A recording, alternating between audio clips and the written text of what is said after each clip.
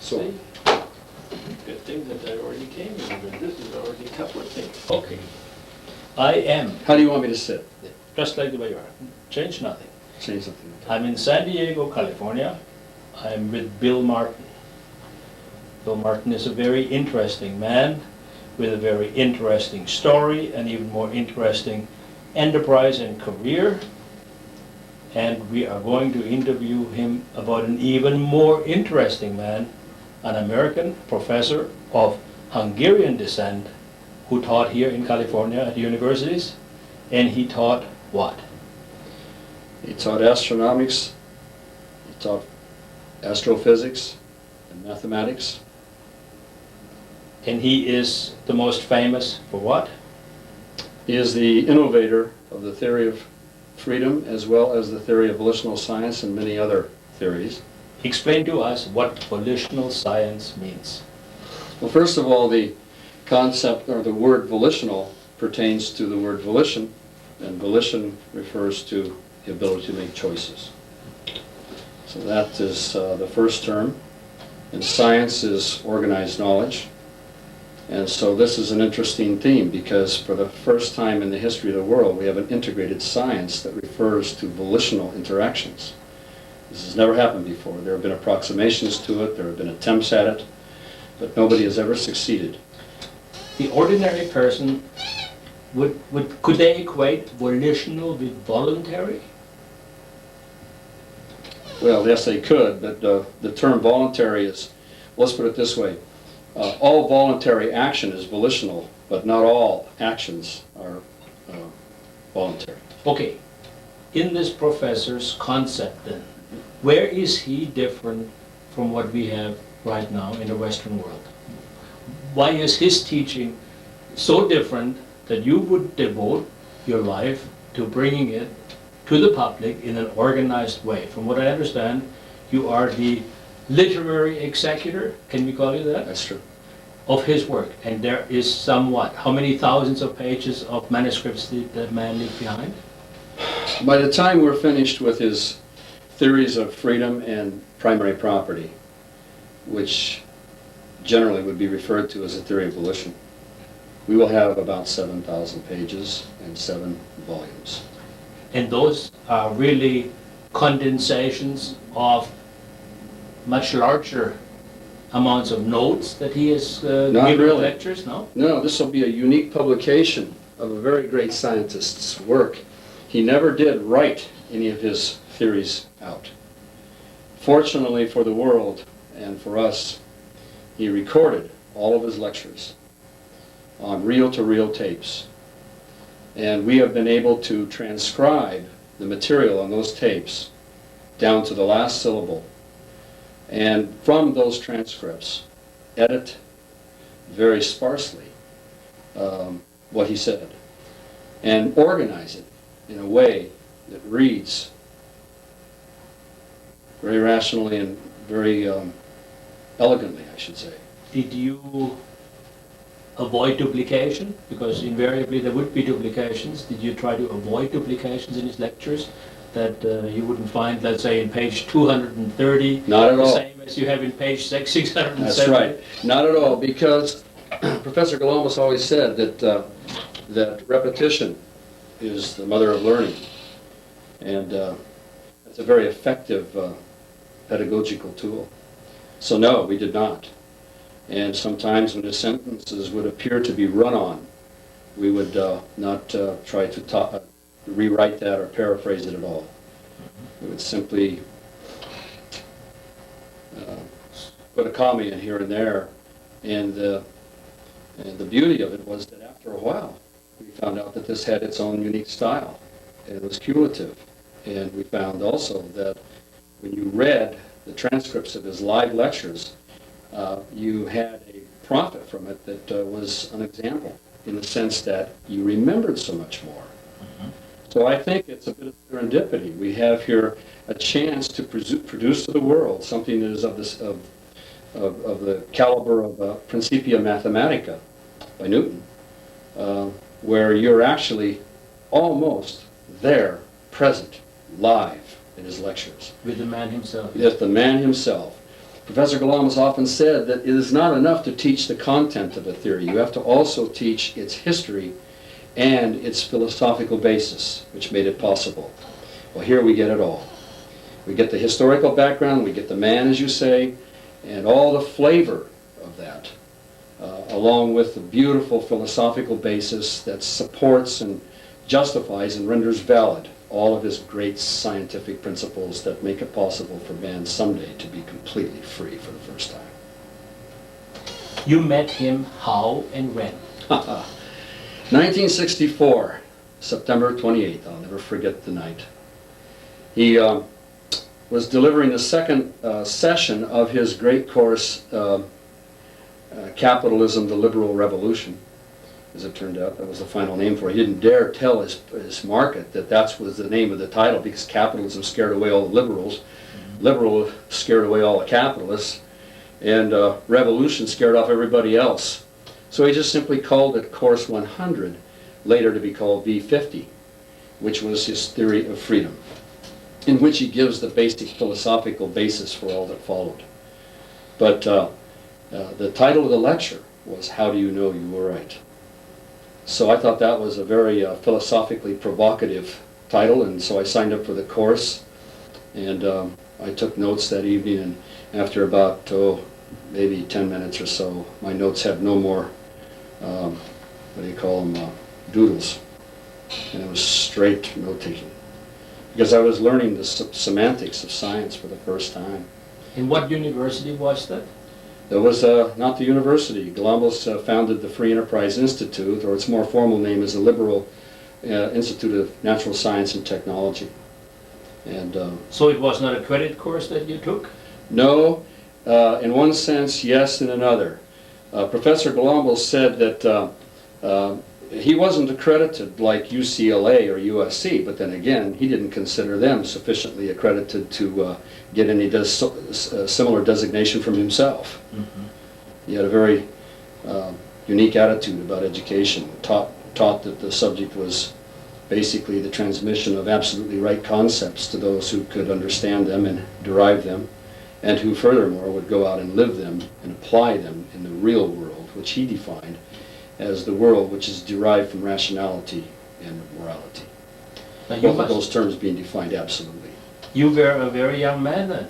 I was 28 years old, mm-hmm. and I was on fire with the quest for knowledge. I had read the Greeks and the Romans and the medieval writers and all the classical narrators of the great novels. I'd read Shakespeare and Milton and Byron and Donne and Keats and Shelley, just what every young man who thirsts for meaning in life would do. And so I was pretty well primed for this. I was unbelievably unhappy with the state of the world at the time. I knew that the United States, when I was 28, I knew that the United States was doomed politically. It could never recover. And it was no longer a republic, it was a political democracy, which is a euphemism for a welfare state. I did not know at that time exactly what had caused that. I suspected conspiracy, because even then I intuitively recognized that society had a natural spontaneity to it. I had learned a little bit about the theory of spontaneous order, which is that the beautiful, synergistic, self-adjusting, glorious, evolutionary nature of society is the unintended result of countless selfish actions, and that if left alone, mankind or society, or those within society, would be able to innovate the necessary protective agencies to satisfy the universal demand for the protection of private property. Property meaning, in Galambos' case, an individual's life and all of the derivatives of his life. The understanding that you can't own your children. So and that includes intellectual property, which is the most important form of property, which he called primary property, which he defined in turn as thoughts, ideas, and actions. So that saying, the proverb that the pupil was ready when the master appeared, absolutely was true in your case. That's absolutely true. In other words, you had the proper kind of preparation, soul-wise and intellect-wise. Yes. I had a sense of the significance and, if you will, the romance of Western civilization. And I knew that there was a great heritage here and that it had foundered. Why? I did not know. I was soon to learn as I sat at the feet of this great innovator who pointed out that when you really were to reduce it down to a single word, it was coercion. And that's the problem. And if you postulate coercion in your attempt to formulate a durable society or any kind of society, nature will ultimately repeal it. And that was a major breakthrough, unbelievably revolutionary. But I would say my first big eye-opening idea that I heard was when Professor Galambos said on that fateful night of September 28, 1964, that he was talking about the concept of importance. And he discussed the great Roman general Marcus Marcellus, who during, I believe it was the Second Punic War, was having a hard time taking Syracuse. And it turned out that Syracuse had a national defense which consisted of, I think, a 75-year-old man whose name happens to be Archimedes. And Archimedes, was the innovator of the lever and of hydrodynamics and hydrostatics and mechanics and mathematics. And he even wrote a book called The Sand Reckoner, which dared to calculate how many grains of sand there are in the universe. And Archimedes had been able to lift Roman ships out of the water. They couldn't get into the harbor with big derricks. Big catapults would rain down boulders and smash the ships. And even he focused the rays of the sun on the hulls of their ship and burnt them up. An experiment that Parade magazine said had been repeated at the very site by some professor somewhere in Italy, I believe.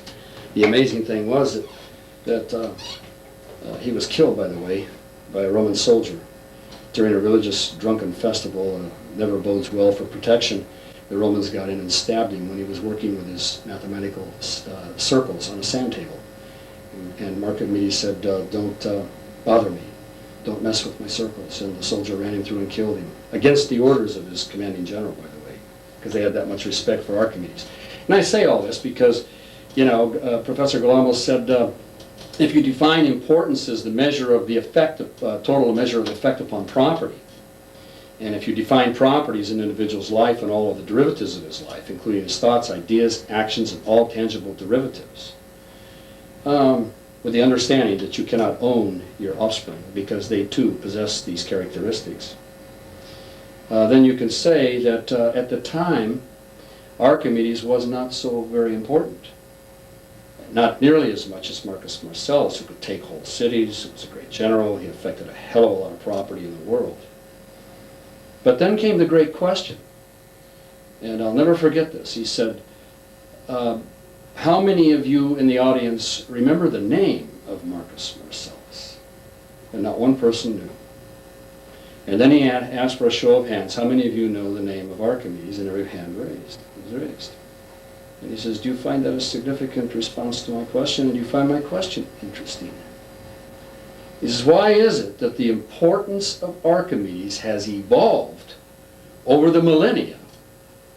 And Marcus Marcellus, who was a great conquering general's importance, vanished after his death. Or to take another case, do you think that the people in Asia and Eastern Europe were worried about the activities of Genghis Khan and his successors in the year roughly 1200? You bet they were. You bet they were. And then he asked the question, how many of you worry about his activities today? Nobody could say they did. So then he asked this great question. He said, tell me, could you say that a man's importance dies with him, as it did with Genghis Khan? And most of the people in the audience weren't thinking, I guess. And they said, well, yes, of course. And Galambos says, then how do you explain the importance of Archimedes' achievements? His name is on the lips of every schoolboy. And so then I got to learn that night the difference between relative and absolute importance. That was the first great big idea I had ever heard in my life. And I began to see that history could be recorded in two different ways. In one case, you could glorify the actions of those who were very important in their lives, but whose importance vanished afterwards. because their importance was relative, or on the other hand, which is rarely done, very rarely taught, you could chronicle the achievements of men whose importance, their ability to affect property, did not die with them, but grew inexorably over the centuries and millennia. And with that stated that night, as a 28-year-old man, I said to myself, I'm hearing something here that is more philosophically provocative and profound than I've ever heard in all my life, and I better start listening hard here. The next question was, well then, what is it that makes absolute importance absolute? Great question. And he answered. It was a rhetorical question.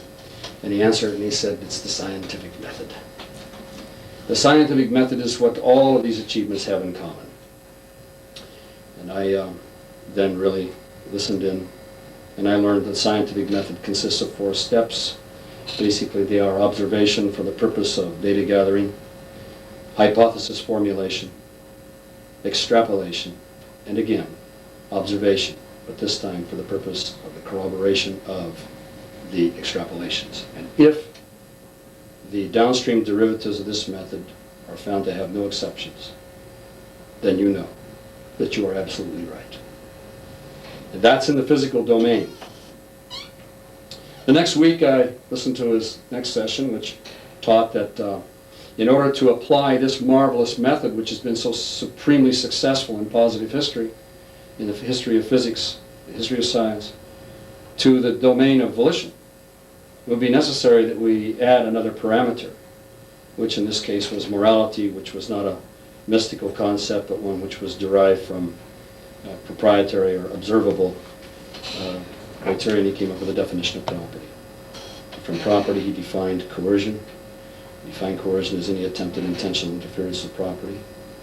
And then the word which was on the shelf for the absence of coercion was morality. He fetched it off the shelf and gave it an absolute designation. And then with that as one of his postulates, namely that all moral frameworks of reference are equally valid for the pursuit of happiness. Each one of these definitions not being flimsy, but very rigorously defined and observably determined. And the other postulate being that all volitional beings live to acquire property or pursue happiness, an unexceptional one. Even the masochist and the suicide do not violate that postulate. And from those 2 postulates, he was able to derive the concept of freedom, which he defined as the societal structure that exists wherein each individual is in 100% control over his own property and therefore 0% control over anybody else's property. And he could also, with the same postulates, refute every single experiment that man has ever had in the attempt to bring about freedom, namely all of the ideologies and isms of statism and also of religion, which he designated respectively as secondary mysticism or secondary property mysticism, politics, and primary mysticism, which is religion. And he gave it a rational Newtonian basis. And for the first time in history, 300 years out of home port, which is Newtonian 300 years ago, man now has the additional 3rd parameter necessary for building freedom. An interesting use of the verb build. We don't fight for freedom, we don't donate for freedom, we don't march for freedom, we don't pray for freedom. It has to be built like any other product. That in itself was a hugely revolutionary concept to me.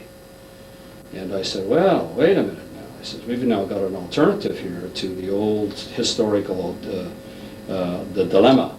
Either you have, on the one hand, anarchy, or on the other hand, you have statism. And that's always historically been the case. Once the focused coercion attenuates and dissipates, you wind up with anarchy, which is much worse, out of which emerges either spontaneously a new system of things, or it is more tyranny, even worse tyranny. So now, for the first time in history, we had a 3rd alternative, which was derived from the great examples that the history of science had been able to bring us, that virtually everything we desire and everything that we consume that makes it possible for us to survive has come from the great achievements of the great physicists in history. The trouble is that now mankind was facing, as Professor said, a terminal crisis, because man now knew enough from science to produce the technology to wipe us out as a species, and lacked the necessary technology to prevent that from happening. And his theory fills the gap here and makes it possible for the tremendous achievements of science to come to their proper fruition. And in the process, there will be technologies innovated which will make it absolutely impossible, eventually, for criminals to seize control locally and then ultimately universally. They will not be able to function in a world that is so rationally conceived and so proprietarily incentivized and marketed that we can truly say crime does not pay. You cannot get people to be moral by thumping pulpits. That he taught us. The only way you're ever going to be able to revolutionize the world is through exactly the same process, for example, that we got the television set, or anything in the electronics world today, which is an interesting story. May I share it with you just shortly?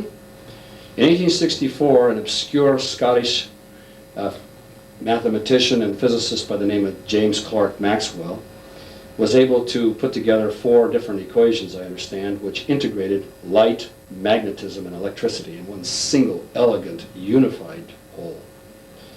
Well, nobody understood what he was talking about. He never got a market of so much as one person. And what happened is he died. And shortly after his death, a German by the name of Heinrich Hertz, a great physicist, was able to understand what Maxwell had done, and he became Maxwell's market of one. And that market of one, talk about leverage now. We've been talking about Archimedes, now we come back here. We see another concept of leverage. Maxwell was able to propagate what was called an electromagnetic wave across the room where he was teaching a class.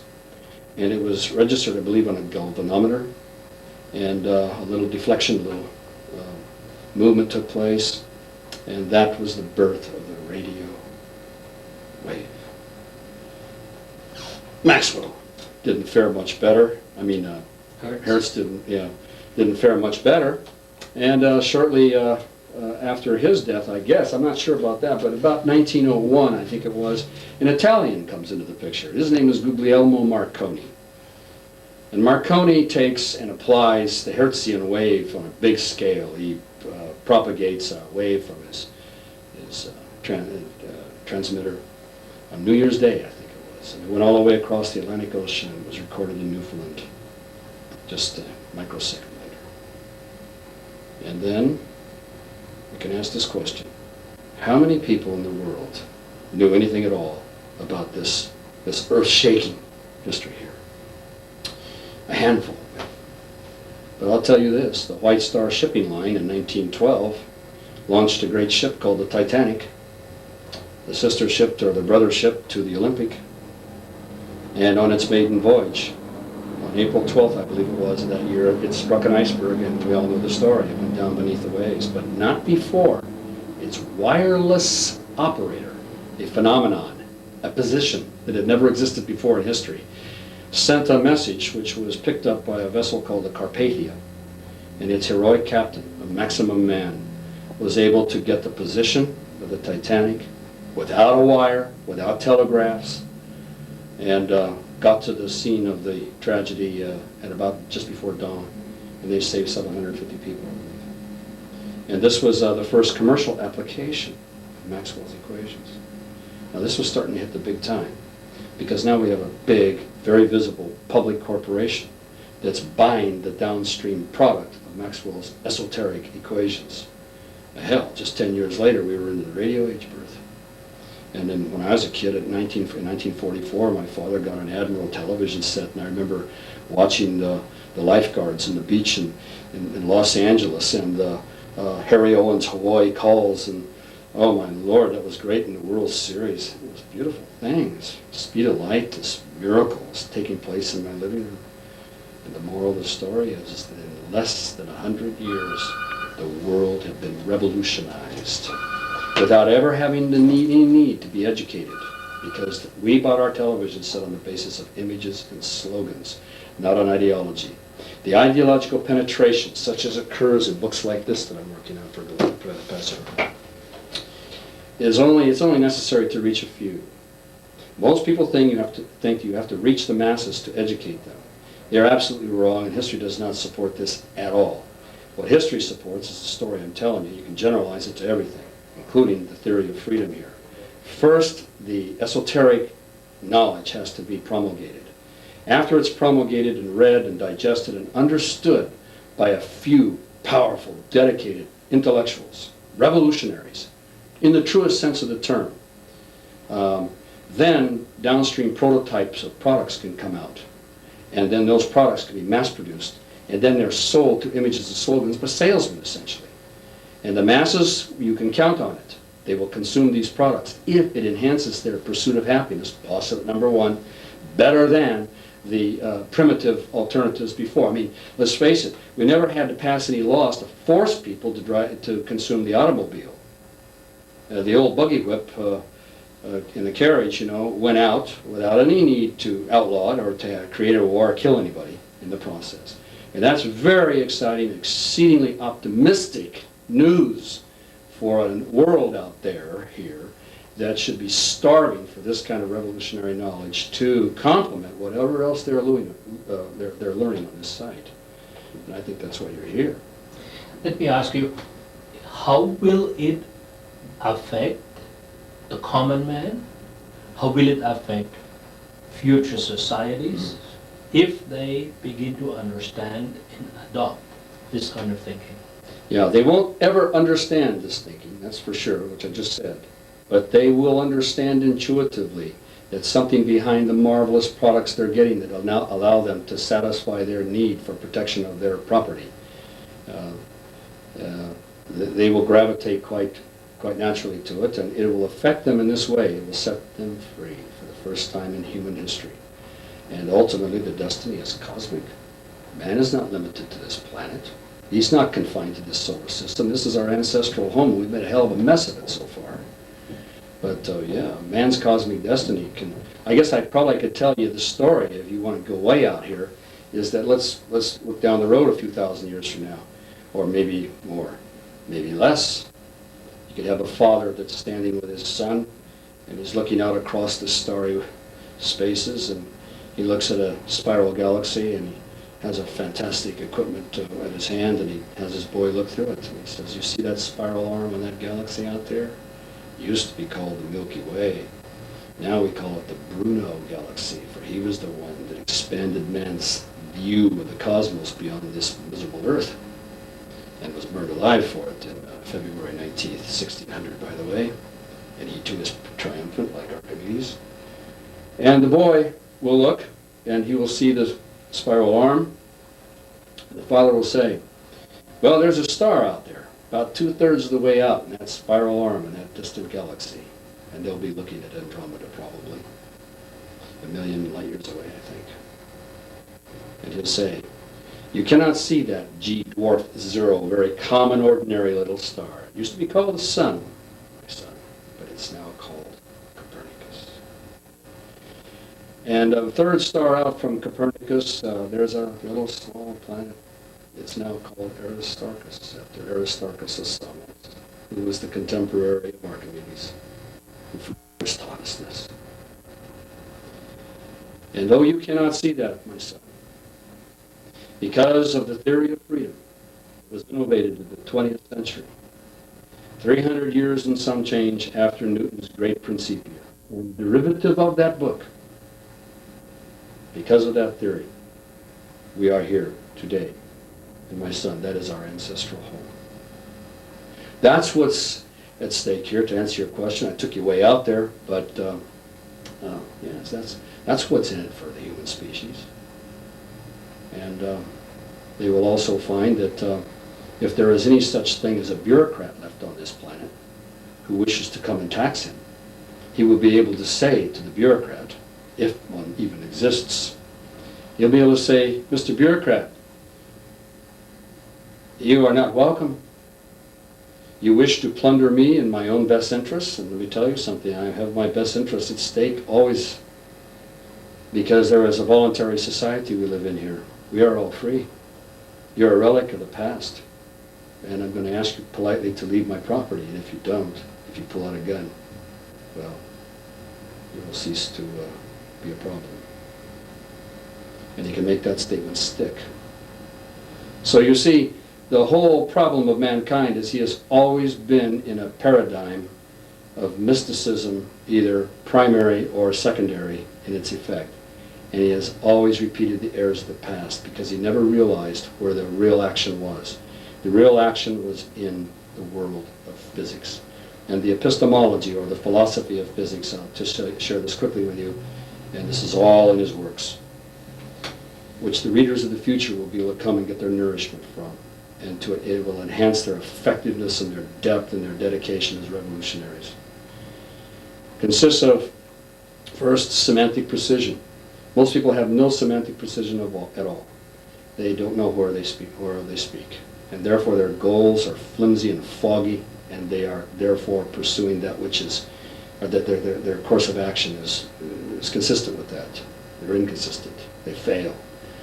So you have to have semantic precision first of all.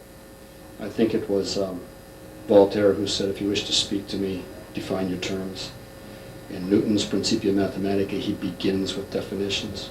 These are wonderful precedents. Politicians throw words around as though they're on the house, and that's why they can't succeed in anything they do. And the second step, the second part of philosophy, which is all important, is the scientific method, as I mentioned before. It is the only method for successfully organizing knowledge. There is no other. The third great principle of philosophy is Occam's razor, named after the great Oxfordian theologian of the 14th century, who said, the essentials must not be multiplied beyond necessity. In other words, you eliminate the extraneous matter and you strive for simplicity, for as he said, God favors simplicity. And history will support that. As a matter of fact, Copernicus, or Galileo, was asked, why did you pick Copernicus over Hipparchus? Why did you pick the Copernican sun-centered universe over the earth-centered universe of the Ptolemies? And his answer was, well, because Copernicus's hypothesis is simpler. That is to say, it had fewer essentials or fewer postulates. And even though it went against observable evidence, it didn't matter, because more could be explained with less. And lo and behold, when Newton came along with his three postulates, now we've gone from 95 postulates of the Hipparchan scheme of things down to about 45, I've been told and read, for Copernicus, and Newton reduced it to 3. His first law of motion, his second law of motion, and his universal law of gravitation. And with those 3 fundamental, observably corroborable postulates, he was able to derive the system of the world. And from that came the modern age. You have to ask yourself the question, how did people get around before Newton? The answer is they walked. If they were wealthy, maybe they had a horse-drawn carriage or something like that. How did people get around? How do people get around today? Well, they get around this way. Cars, airplanes, rockets, you name it. It's unbelievable. Second question, how did people light their homes before Newton? Answer, they didn't. The only light they had was the sun. I understand there was the Lunar Society in Scotland. Great physicists up there used to have meetings under the full moon because they could see their way to the meeting place and see their way back home. But people didn't have any light in their homes, basically. And after Newton, with the flip of a switch, we can light a city. Next question would be the third one. It would be, how do people communicate with each other in the old days? Well, if they had a distance, they yelled. Beyond that yelling distance, they didn't. There wasn't any paper. Or carrier pigeons, some hotshot once said to me. I says, okay, big deal, so that's an exception to the deal. But don't nitpick me. The point is, people didn't communicate at all, really, at any distance, except by voice, the sound of voice. How do people communicate today?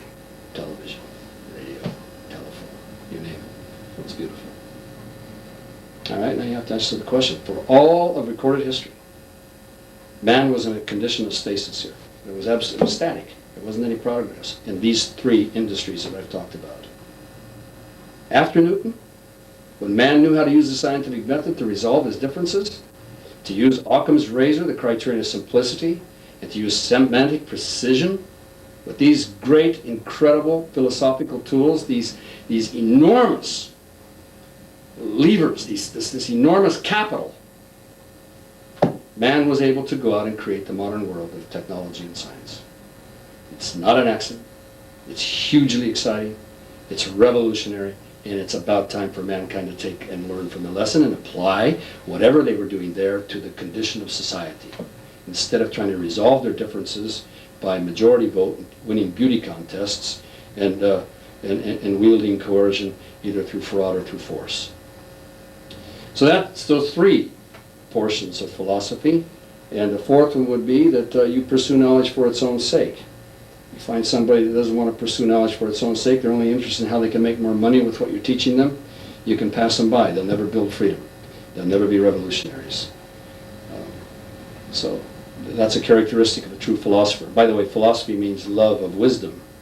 Wisdom would be the rational and moral or the right application of knowledge.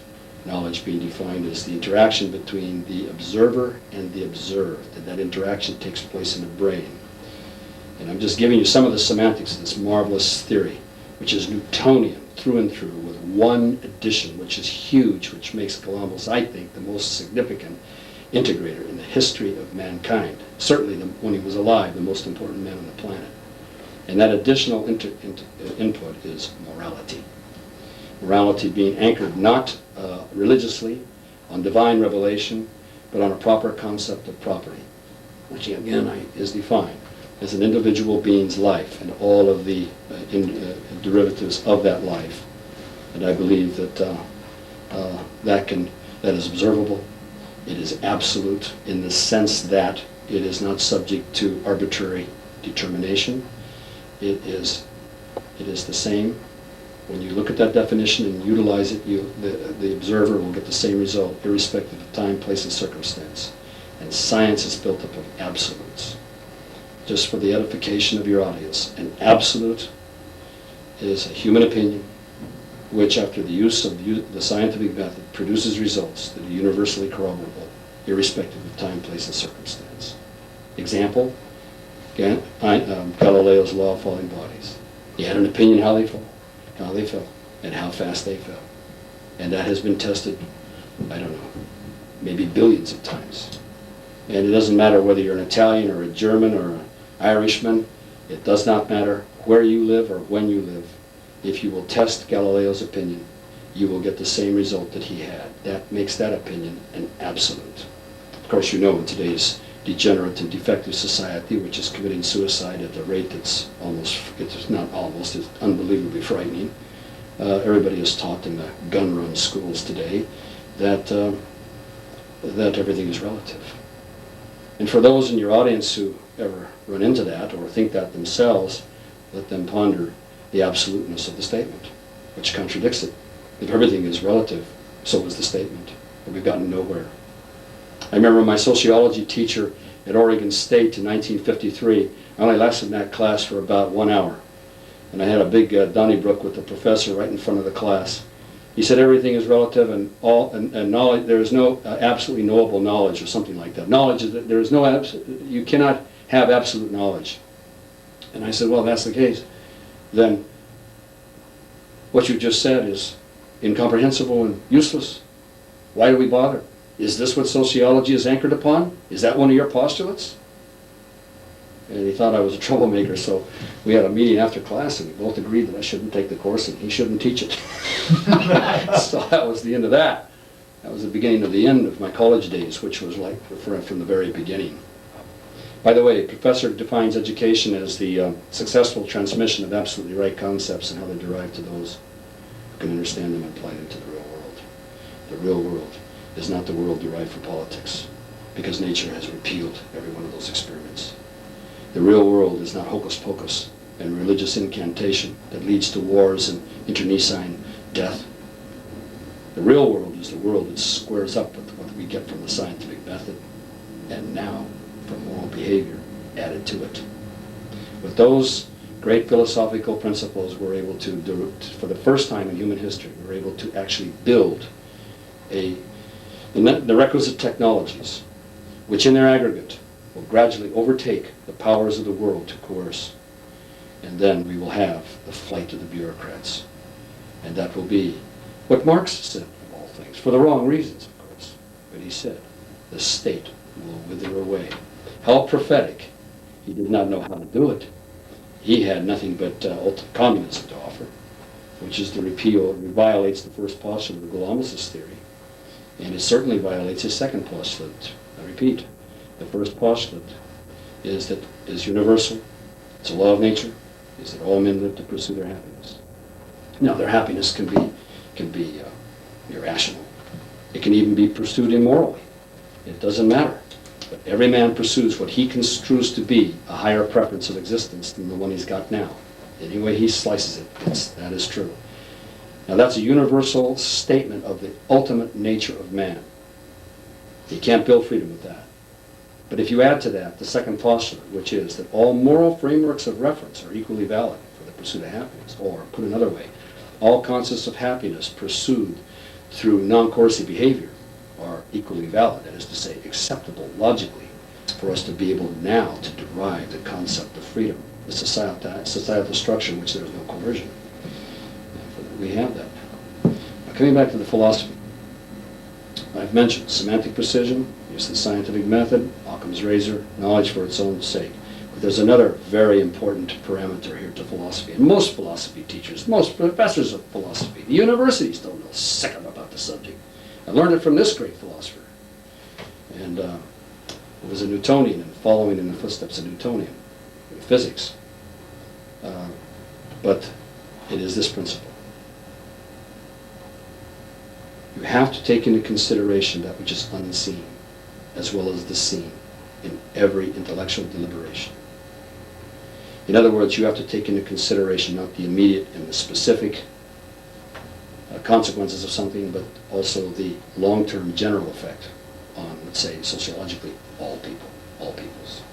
And if you don't take that into consideration, you're unfit to discuss the issue rationally, which is the case of the politicians. The politicians will say, well, isn't this a great thing, this tax we're raising here? We're going to build dams. We're going to build this bridge. Look at all the jobs we've created. Well, sure, that's appealing to the dimwit. He'll look at that and say, oh, God, this guy's a real humanitarian. He doesn't realize that what the price is to everybody else that has to pay for that, universally. And until you can trace the unseen effects of that policy and can see their economic results and compare them to the advantages here, you're not in a position to rationally discuss that issue. And philosophy, the philosophy of science, tells you that you have to take into consideration the long-term and general consequences of something, as well as the short-term specific consequences. I mean, if you don't do that, you're a charlatan. You are a misnomer. You're not a lover of wisdom. You're a fraud. And then, of course, there's the final now brand new and revolutionary addition to the subject of philosophy, which no one until now has ever been able to exercise, and history corroborates this, because all we've ever had in history is the decline and fall of blank. You tack on your favorite country, and our own is a case in point.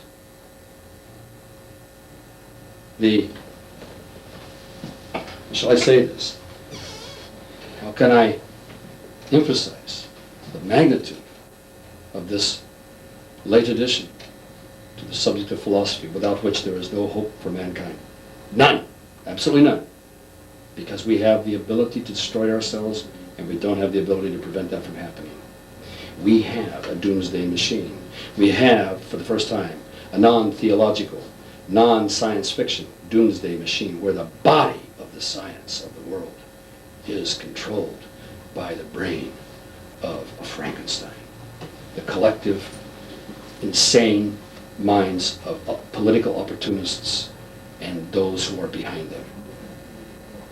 So, this final addition it's all important, is morality. It is not enough to exercise a scientific method, semantic precision, Occam's razor, the quest for knowledge for its own sake, the taking into consideration the unseen as well as the seen, and all that, if it leads to the world we have today, where science is the slave of gangsters, we have to have a postulate that you always go by in the derivation of the institutions which will do away with the coercion of the world.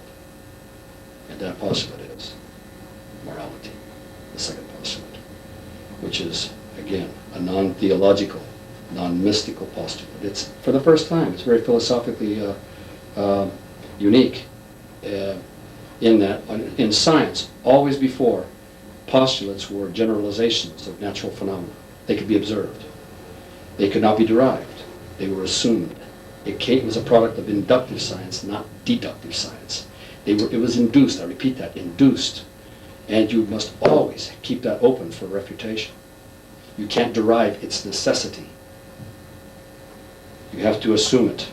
But it has millions and millions upon millions of corroborations with no known exceptions, so the probability is asymptotic, that it will never be, it will not be. You can count on it, you can bet your life on it, both individually and collectively. The second postulate of volitional science truly is a principle, in the sense that it is distinguished from the law of nature, in the sense that it is what should be. Not what is, but what should be.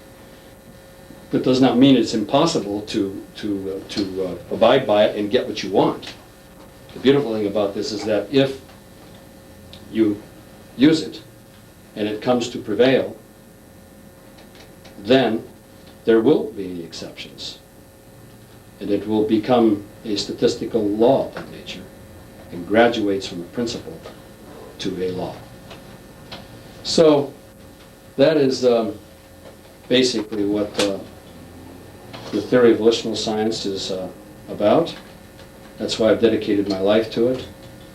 And I think within a single generation it will be possible for products to come out that will be so potent technologically in the protection of private property that a new majority will exist for the first time in human history. And that new majority will be that the majority of the world's products will come through the technologies of this that are derived from all that I've been talking about, that are in these books. And when that happens, freedom, as I defined it, as Professor Galambos defined it, will become a fait accompli. And mankind for the first time can have a cosmic destiny. That's what he was born for. So that's sort of a long-winded, discursive answer to your question, but let me ask you, you've got 7,000 pages here. There are not very many Bill Martins in the world that come to those 7,000 pages. That's correct. With your kind of philosophical groundwork. Mm-hmm. How can they possibly hope to understand it? Is it simple enough to understand? Yes, it is. It is? Yes. Would you like for me to read to you a sample from it? Give me a sample. How about the very first opening lines, Professor Galambos, This Theory of Freedom?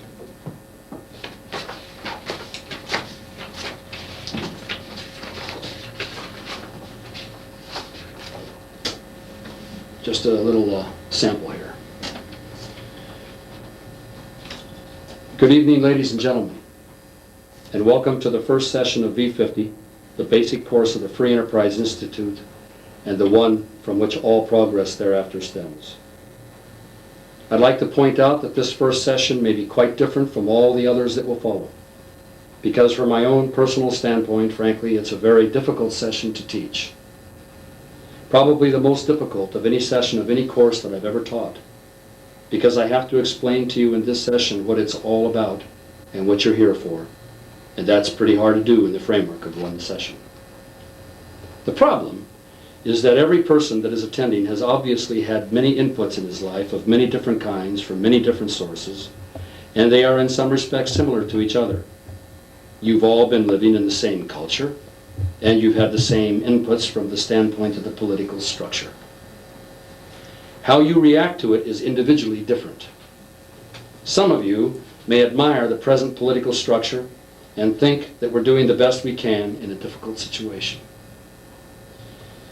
Others of you may realize that the problem is very great, and that not only not the best is being done, but if you try to do it in the worst of all possible manners, this is just about how you'd pick it. I would agree with the second group. However, I don't wish to alienate the first group, since before the end of the course, I suspect they will see what I mean by that. First of all, this is not actually the real beginning of the formal development of the theory of this course, and then he goes on. That's a sample of the opening. Let me give you one more, just quickly here. It deals with the second session, which has always been my favorite personally, because its subject title is so great. How do you know you are right? And here's how that begins. How do you know you are right? Now that's an obvious question that comes to mind in every realm of human endeavor and undertaking. Nevertheless, that question is usually sloughed off by most people as, well, that's a ridiculous question.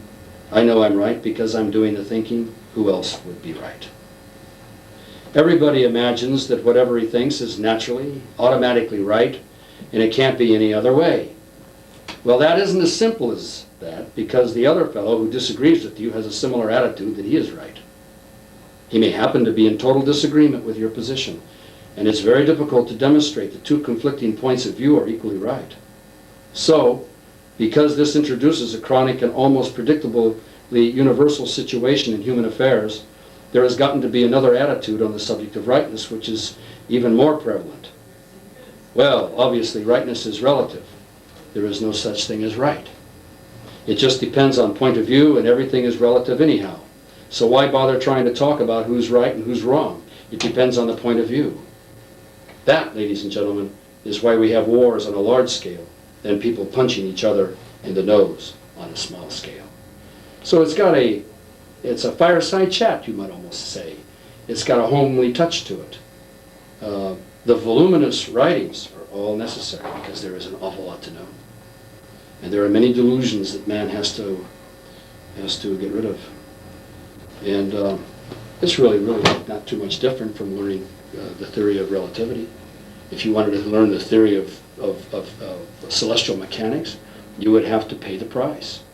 And you're right. Your question seems to indicate that very few people will ever pay the price to become truly educated. But it is only those who are willing to pay that price who can become the true revolutionaries. And it's them, they who make these products that ultimately produce the wireless telegraph, the radio, and ultimately the television set, and all the rest that comes out in the electronic age. Am I misunderstanding you? That this is a philosophy that it can act almost like a self-liberating philosophy? Oh, most definitely.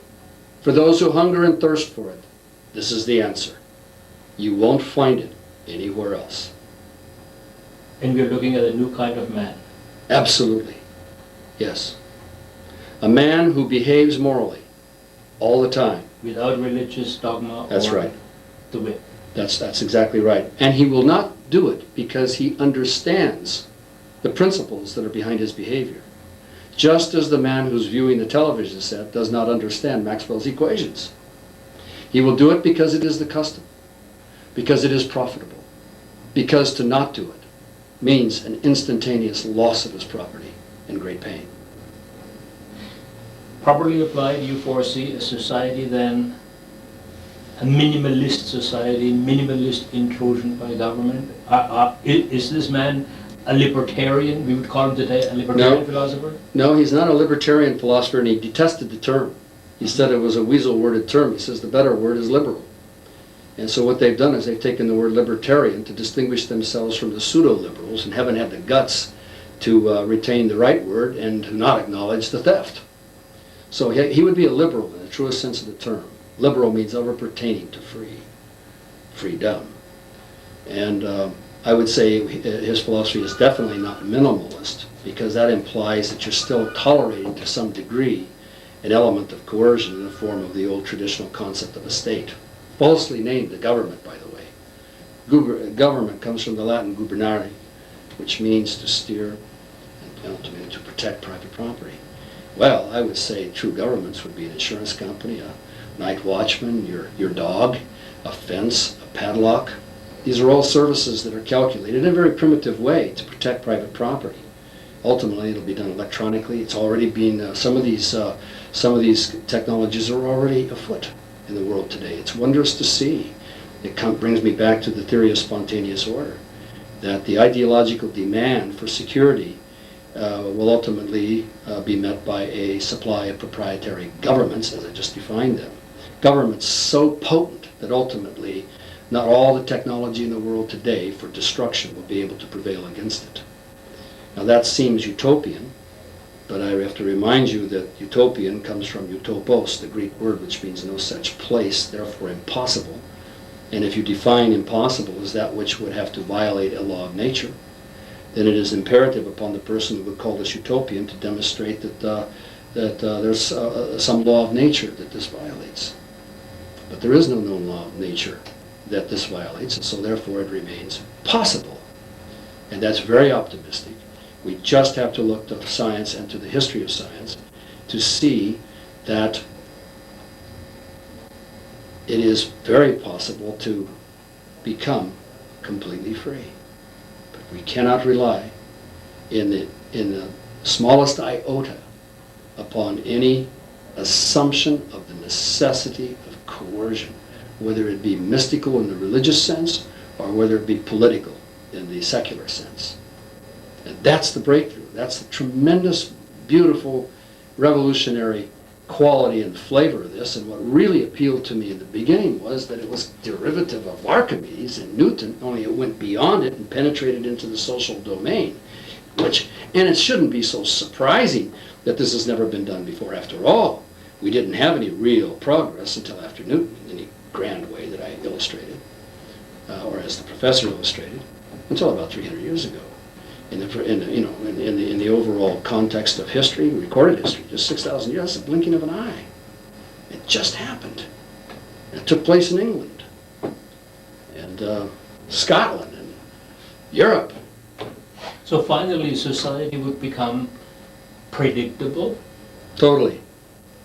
And therefore, ultimately manageable, almost self-manageable. It would be definitely self-manageable. And it would be predictable in the sense that it would evolve. It would be like a permanent bull market. And there would be really essentially nothing to stop it. And nothing at all. Aberrations really wouldn't be possible because it is rooted in firm scientific rules. The technology is all of the technology of freedom would be valid. What do I mean by that? It would be valid in the sense that it would be derivative, logically, from the postulatory structure, otherwise known as the hypothesis of freedom. The hypothesis of freedom consists of two fundamental universal postulates.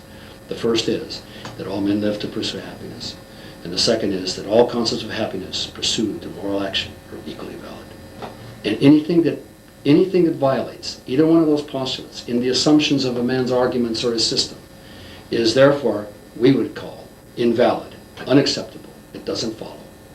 And then, of course, history backs us up. It says, hey, anybody that assumes that coercion is necessary, that tax is necessary, that you have to have a state in order to have national defense, that you have to have a state to build roads, that you have to have a state in order to have education, is basically got an invalid argument because it doesn't follow from the postulatory structure of the new physics, which is essentially the extension of Newtonian physics or classical physics into the social domain, where there is nothing assumed and no method is employed, which is inconsistent with the tremendous history of success, the continuum of success that science has always had. Because even in science where you have a failed experiment, that's a growth in knowledge, and there is no failure there at all. Which reminds me of Thomas Alva Edison in his laboratory when they were trying to get the incandescent light bulb going, and I'd get 25,000 different experiments, and one day a forlorn assistant came to Edison and said, "My God, we've failed again." And Edison says, "Oh no, my young man, we now know something else that doesn't work." Please note the alteration in psychological perspective there. In perspective, you see why one is the great inventor or innovator and the other is just a laboratory assistant. So, Did the professor ever speculate or draw a picture of what society would be once they have acknowledged his principles? Sure. Universal control of private property. Really, basically, what shall I say? A projection and extrapolation of technology and human experience beyond this planet. Did you talk about the role of money? What the role of money would be in this new Money is society? huge, but it won't be the kind of money we got today. That's not money. He said that he defined money as any durable, divisible commodity having intrinsic value and universal appeal as a means of exchange. Well, hell, paper doesn't do that. You know, fiat currency doesn't do that. The monetary systems of the world have been destroyed. They don't exist anymore. We don't have money. It's called money. It's a medium of exchange, but it's not a money. Money has to be based upon integrity, which Galambos defines as the consistent, reliable, and predictable employment of moral behavior by one who is not subject to detection or even enforcement or even detection. So if you've got a monetary system which is anchored upon that great absolute principle, and you've got the technology to make it work, which he has in his courses here, among thousands of other subjects, which are revolutionized, then, yes, then the skids are greased and transactions will take place without any deception, without any inflation, without any debasement, no hidden taxes. Yes, money is very important. So he touched upon that? Oh yes, oh yes. He had a money seminar. It was sessions and sessions of it. It's glorious stuff. But he doesn't let you get to it until you've paid your dues. You've got to learn the philosophy and the semantics of the theory and understand how to think for the first time in your life on a rational basis. The man who brought me into the theory in 1964, I remember him asking me, the way it happened was this. I was a young guy trying to make a living in the estate planning insurance business, so I gave a pitch to a successful businessman, and when I got all through, he did the terrible thing of asking me who I was going to vote for. Well, you know, in selling, you're not supposed to ever talk about politics or religion, and here I go. I thought I'd done a hell of a job of selling the guy. And he comes back and says, who are you going to vote for? And I said, oh, well, it was this interview. So I said, Barry Goldwater. This is the year of 1964. And I thought that would cause him to lose because he lost by the largest margin in history, I believe, to Lyndon Baines Johnson, a real crook from Texas. And I remember he just looked at me nonchalantly even, and he said, yeah, well, why? Then I said, well, let's see. Lenin stated that the morality of the Communist Party is dictated by the exigencies of the class struggle. In other words, it's a relative standard of morality. We of the Christian faith here in the United States, which I believe then it was a Christian nation, I believe that once you give your word, you keep it, even if it's to your advantage. In other words, our morality is absolute, not relative. Certainly not dependent upon or relative to the class struggle. And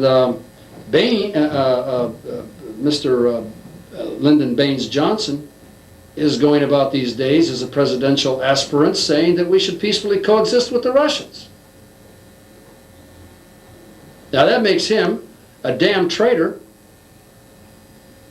or he's unbelievably stupid. Neither of which commends him to be the president of our United States.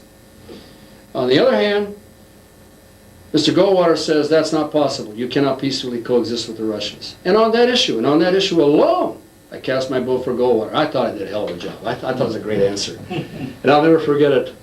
The man looked at me and he said, well, supposing that you win and Mr. Goldwater becomes the President of the United States, how do you know that all this is right?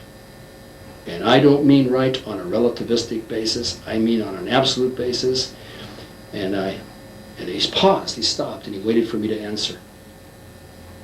Now I thought I was a pretty good hotshot in those days. I was puffed up with knowledge. I'd read the class he said. I was 28 years old then. I was a pretty smart boy, I thought. And but I had the intellectual honesty on that occasion. I'm very proud of this. And I said, well, to myself, my God, what a great question. So I said, And he saw me deliberating. He says, well, do you find that question philosophically provocative? And I said, I do. He said, would you like to know where that comes from? And I said, where does it come from? And he said, it comes from a great innovator who has integrated volition with classical physics, which makes it possible for the first time in human history for mankind to become free. And just in time. Because we now have our terminal crisis. We have enough technology to wipe ourselves out on many different fronts many times over, and we don't have the technology to prevent that from happening. Do you find my question philosophically provocative? And I said, absolutely. He says, and I don't mean absolutely right on just some things, like politics, but absolutely right in all things. And I went, whoa, what crust? You know. And I said, well, yes, I do. And I remember my heart was pounding. I'd never been confronted with such profundity like that before, and such an intense look. And so he said, well, are you interested in hearing where that comes from? It comes from an astrophysicist who got sick of the state of the world and decided that he was going to make the world safe for astrophysicists, and in the process he found out that it was a universal theory. It applies to everyone. And I said, he says, so this does not come from the traditional sources, politics or religion or anything else. This is coming from the Newtonian integration 300 years ago, which I did not know about then, not much. And I heard it, and I said, oh boy, this is meat. So he pulled out of his top drawer an enrollment form, and it cost $50. A lot of money for me. I borrowed the $50 from my father to take the course, and I paid for it, not in installments. And that was on September 28, 1964, when I heard the great session, How Do You Know You're Right? And that evening when I left, at about 11 o'clock, I think it was, yeah, and I drove home, I floated home. I couldn't believe it. I could hardly go to sleep. It was like Paul's vision on the road to Damascus. It was a non-theological rebirth. I was born again. What I had come from was darkness into light. And that's an infinite increase in knowledge. There can never be a more exhilarating experience than that. It can be likened to a man sitting in a cave that's completely hermetically sealed off from all light. He can't even see anything. He can only feel his face. He knows his contours. And then somehow, you could bring a small candle and light it up. And although the outlines of the cave would be dim, but they could be discernible. And for the first time in his life, the blind man sees. Now, if you add another candle to that one candle, you do double the luminous output. And that's pretty dramatic. Or now two more, and then 4 more, and then 8 more, and then 16 more, keeping it doubling up the luminous output and the psychological payoff you get from that. But it'll never match that initial going from darkness to something light, which is an infinite increase. And that's what happened to me that night. But in all the years since, I've been wise enough, thanks to Professor Galambos, who's taught me everything I'm saying today, and it's in all these books.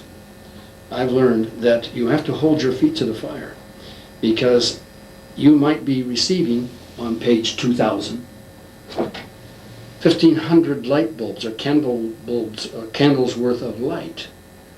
But the vast amount of luminous output of your knowledge at that point is so great you can't even tell that there's been an increase. And you have to be very careful you don't become disillusioned because you're not getting the same psychological buzz. Joy or buzz, yeah.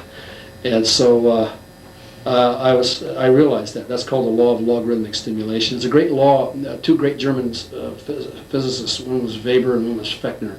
It's called the Weber-Fechner law. Pointed out that there's a physiological point of no return. I mean, when you can't tell it. If you have 100 pounds of weight and you're holding it in your hand, and you add one plate that's worth 10 pounds, you can't tell that it's been added. The stress is too great. But if you reverse that and you go down to 10 plates and you add one each a pound, then add another plate of a pound, you'll notice the difference. I said 10 pounds to the 100. I didn't mean that. That was the ratio being kept. That was wrong. You add 1 plate, 1 pound to it, you can't tell the difference. And the same thing goes psychologically. Just gave the example here. So you have to be aware of the law of logarithmic stimulation. And So it's not that you become jaded as you study. not at all. It is because you have learned so much that, and you are illuminated so much that one more candle ain't making a difference, right? It doesn't make a difference, I can't tell it, but I sure do welcome it. And there you go, that's it, yeah. And that comes back to the philosophy business here. That it's a very important one, and it is that all knowledge, no knowledge is wasted. Everything is important. You know, when I was growing up, I was a Christian boy, and I was in a very fundamentalist church, the Church of Christ, and I was taught that you know, you don't go by anything other than the Scriptures. Wonderful training for me. And you know, what divides men today in Christendom is not what the Bible teaches, but what it doesn't teach.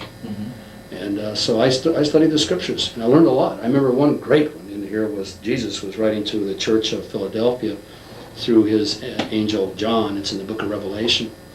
And he praised them. He praised them for their steadfastness and their courage and their loyalty and their morality, etc., etc. I mean, my goodness, I've never been to any congregation in Christendom where anybody could match up to that.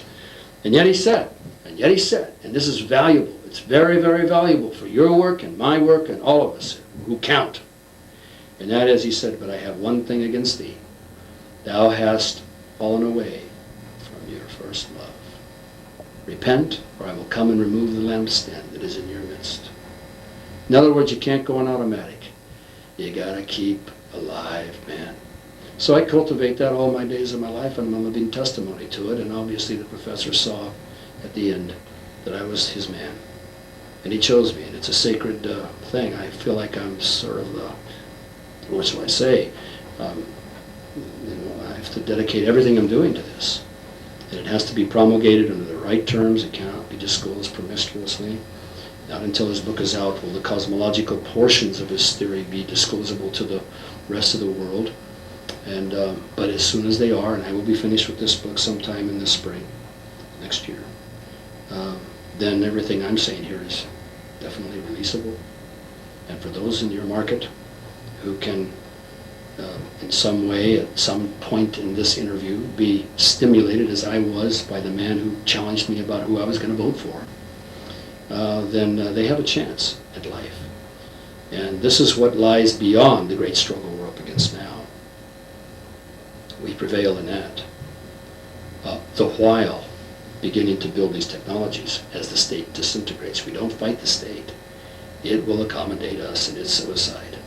We need the principles, we need the ideological background, we need the postulates, we need the method in order to build a gradual movement of dedicated, educated by the definition I gave. I repeat, education is a successful transmission of absolutely right concepts to those who not only can understand them but will apply them in the real world. The real world is derived from absolute rightness, which I didn't define, and I'll give it to you now.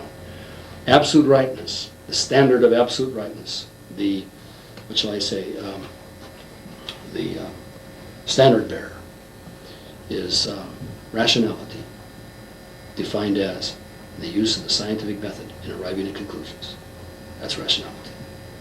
It consists of truth and validity. Truth in the first step, you deal with truth in the first step of the scientific method, it's observation for the purpose of gathering data. And you're using truth again in the fourth step of the scientific method, but this time to corroborate your extrapolations. In the second and third steps of the scientific method, you're using validity. Validity is the subject that deals with the rules of logic. In the second step of the scientific method, when you're formulating your hypothesis, you're dealing with inductive logic primarily, some deductive. And then when you go into the third step, or extrapolation, you're projecting, that's what the word means, you're using deductive logic. So truth and validity working together successfully through the scientific methods, 4 steps, produce an output results or conclusions, and ultimately technologies, which have no exception. I mean, they do not fail, they work. And nature will ultimately reward those experiments as it repeals those which are irrational. And when you couple that with morality, that is to say, non-coercive behavior, that is to say, behavior which does not involve any intentional and attempted interference with the property of another, as your guide in rescuing mankind from the clutches of doomsday, then you have a chance at the deal. And then all you have to do is look at all your institutions you're creating to see whether they are valid. It's very simple to do. You just say, is there any coercion involved in this, or isn't there? And with the scientific method at your disposal, you can rectify your problems, and you can go a long way. And that's what we need. What I see here then is, this is a handbook for creating order out of chaos. Yeah, absolutely. Thank you. I mean, congratulations for that observation. But again, I repeat, this is not for the masses. It is for the Hertzes and the Marconis and the Flemings and the Edisons and the Teslas of the world. It's not for the. It is for the. It's for the Vanderbilts, the great entrepreneurs, the great builders of industries. They will need what's in here to know how to pay gratitude to innovators. The great success of this theory, and what makes the difference, is it recognizes that the source of all man's problems is that there's been a tremendous barrier between the disclosure of innovations and ideas by the discoverers and the inventors and the rest of the world. The businessmen have stolen their ideas and not paid for it. They think that upon disclosure, that knowledge is donated to the communist warehouse of ideas. And that's no good, because what happens is the innovators lose control of their ideas, and the rascals of the earth get a hold of them and pervert them and convert great tools into weapons. And now we have, instead of spears and later cannons even, but now we've got nuclear warfare. And it's all because the innovators lost control of their property. We need technology to integrate primary property, or the property and thoughts and ideas and actions, with secondary or tangible properties and money and all that. And when you get that, you get the technology clearinghouse that makes that possible for that proper dissemination of this knowledge. Then, by God, you've got the solution. You'll be up and away. You bet. And I love the story that Galambos used to tell about the Father and the Son in the distant galaxy. I didn't believe that. I would love to roam this universe. I hope I'll never live to see it, I'm sure. But boy, will they look back upon us. I wouldn't be so sure. Yeah. You hold it open. What law of nature would violate that? I don't know if I could identify one, therefore we can't say it's impossible. Dream the impossible dream. Yeah, right. With quotes around impossible. There you go. You know, I'll tell you what is impossible. The resolution of societal ills by means of politics. That is impossible. That is impossible. And nature has shown us that over and over. Scientific method tells us that all political experiments will fail. They have no other possibility. And religion is not the solution. I mean, obviously, it's for another world. By the way, religion, I'm not coming down that hard on it. I'm just saying religion has to do with metaphysics. Metaphysics means beyond physics. We're just talking about the physical world here now. We're not talking about metaphysics. Yeah, this is the way. Ask yourself the question, what are all the things you like in the world? You like automobiles, you like refrigerators, you like television, you like good food, you like hot showers. Shoot, yeah, central heat. We could go on and on. Sure. What do we dislike? I'll tell you what we dislike. Everything that comes from the state. Taxes, inflation, wars, ruination of culture. Speeding tickets, traffic. Yeah, you name it. Build those two lists and ask yourself the question. All the good things in my life come from what source? Trace that back and you'll find out that it comes first from discovery, then from invention, then from the marketing of these things, all through voluntary processes. It's the market economy. With one extra little addition, and that is all important addition. It's that the market economy is headed up by the ones who really count in this world, and that's the intellectuals. I don't mean intellectuals at the college level. I don't mean these bird-brained professors that spout socialism. I'm talking in relativism and nihilism and sociology. I'm talking about the real intellectuals, the Newtons, the Galileos, the Archimedeses, the great inventors, unnamed, unsung, and unwept. That's... You know, what thought has struck me throughout this entire discourse by you, and what was supposed to be an interview, basically, was the definition of insanity is to repeat the same thing over and over again and then expect different results. Because that's really what we have to do. Oh, that's excellent. Would you like to know how Professor Galambos defined it? Go ahead. Yeah, I don't think it's incompatible with yours. He said it's the consistent, reliable, and predictable employment of irrational behavior. Erratic behavior, irrational behavior. Well, by that definition, I would say the whole world is insane today. It subscribes to suicidal policies. And it's evident everywhere. And it's evident everywhere. Look at the youth today.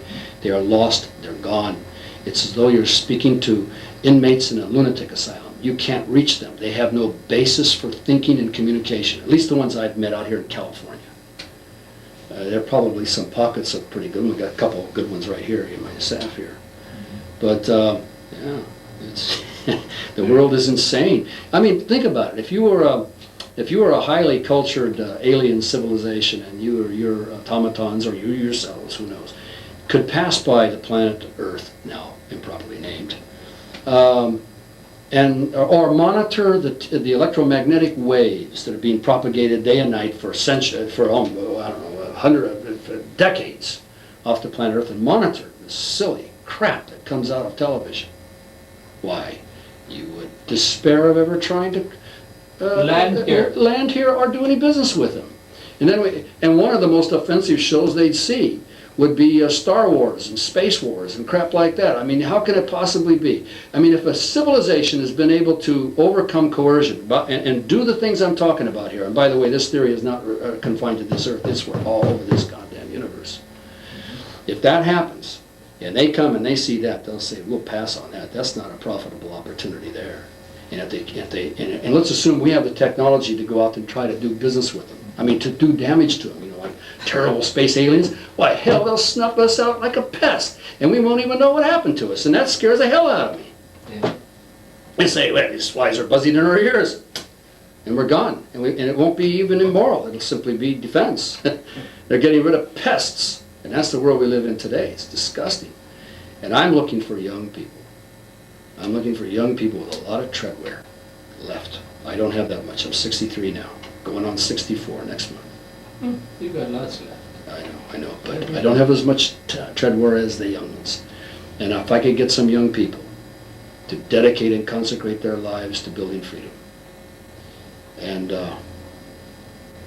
build a division of labor there, oh my God, with the potency of this, that will produce, as I said earlier, the new majority. From what I have seen and observed since I came down here, you have been a good teacher. Yes, I have. I have had many people come my way. But ultimately, it has to be reduced to writing. And when I'm through with this, I'll go on to my own writing and teaching. We will have a hell of a life. There's still much to live for. And I'm always able to get the young people to stop all their arguments and listen when I say, shut up. You don't know anything. Listen to me. I'm an old man, and I'm wise with the years. Your life is wretched. You are miserable, and you know it. You don't know anything. You have no purpose. You have no zeal. You ache inside, and you're dying. Shut up and listen to your elders. And they do. They really will. I've had women come into here, feminists, spouting the usual feminist crap where they say that they don't want to have kids and the home is dehumanizing, and I say, shut up, be quiet. If you're going to speak to me, speak from your own mind and quit repeating the platitudes and cliches. You're so alienated from your basic instinct that unless you be quiet and start over again, after about 3 years I can bring you up to ground zero. I can bring you up to nothing, and then from there we can have a positive chance at the deal. Because they have to undo so many bad things that they've learned. Again, the criterion of absolute rightness is rationality plus morality, or put another way, truth plus validity plus morality. You stick to those 3 simple parameters, and you've got it made, boy. And you can test everything with that, and you can retain the good and eschew what is wrong. What a liberating thing that is. What a fantastically liberating, beautiful coin of vantage that is. And the world has never had it until now. Never before. You can search all through your philosophy books and your history books. You can read all your textbooks. I don't care. Your novels. You can read everything. You can even read the Founding Fathers of the United States. They were close. It was a near encounter with freedom. But a near encounter with freedom is like 1 or 2 or 3 or 10 degrees off. Then at the lapse of decades, it becomes a catastrophe, which is exactly what has happened in this country. I do not believe in democracy, spelled with a capital D. That's political democracy, which is a sham. That is the ultimate weapon of what Irving says is our traditional enemy. Nor do I believe in republics, which is another one of their inventions. A republic is a rule of law. What's the law? A flimsily worded constitution, which in subsequent decades, when the time is propitious, they will reinterpret, which will ultimately lead to democracy, and democracy is the end of civilization. And our founding forefathers knew that. In the 10th Federalist paper, Madison wrote about that. He said democracy is short-lived, it's brutal, and it's disastrous, and it's the most horrible thing you can imagine. So I don't believe in democracy. I certainly don't believe in republics, which are better. It's a little interregnum between the monarchy and rule of the people, which is an uncorroborable myth. If I had to have my choice politically, I would pick a king. The kings of yesteryear knew how to protect their people. A leader. But it doesn't work.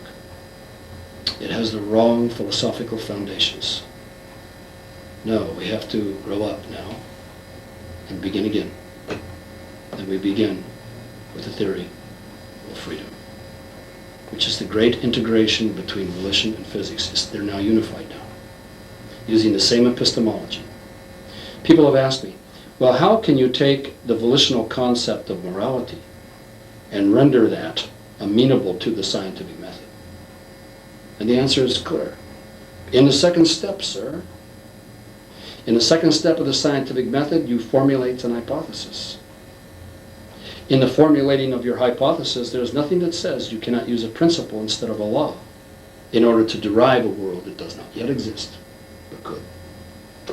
So when you take the concept of morality and incorporate that into the second postulate, you have just integrated at that point the concept of volition with the concept of classical physics, which deals with inanimate objects, where you can have mathematical prediction and accuracy, along with semantic precision. Here, we don't need the prediction.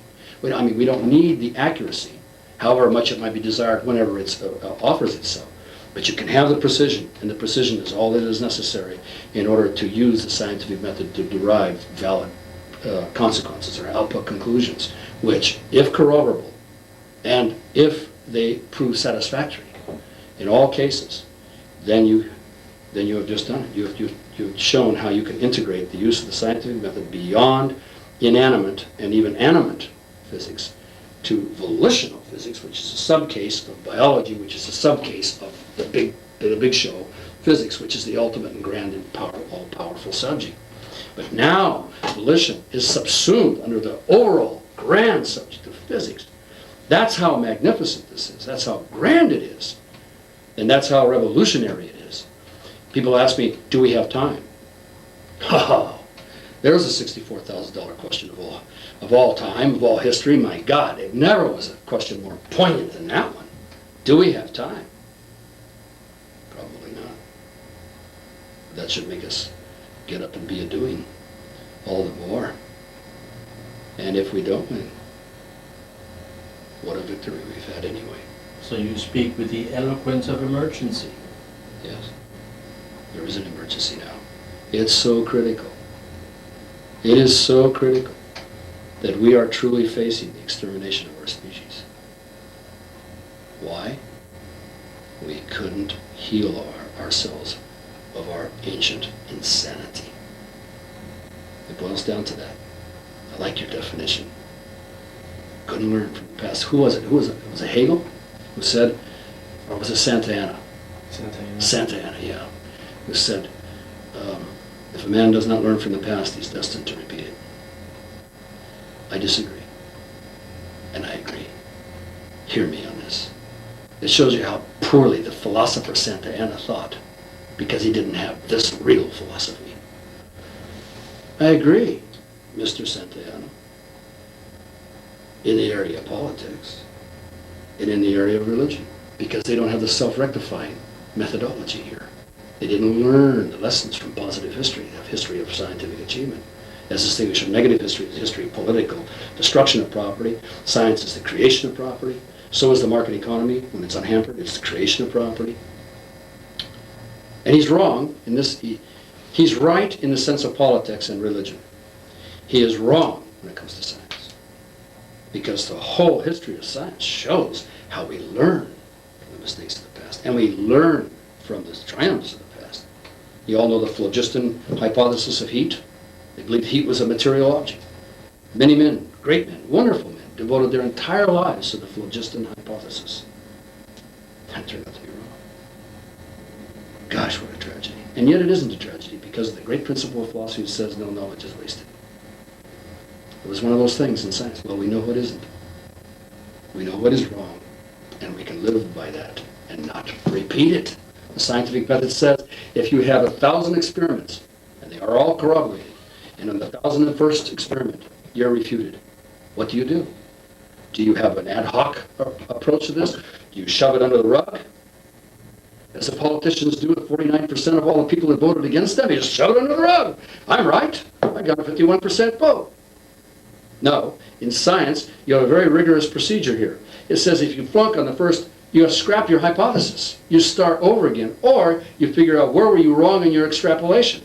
Your postulatory structure may be absolutely valid and true, therefore rational, but your logic getting from there to this experiment wasn't accurate. You failed to take something into consideration, or your thinking didn't quite square up with the rules of deductive logic.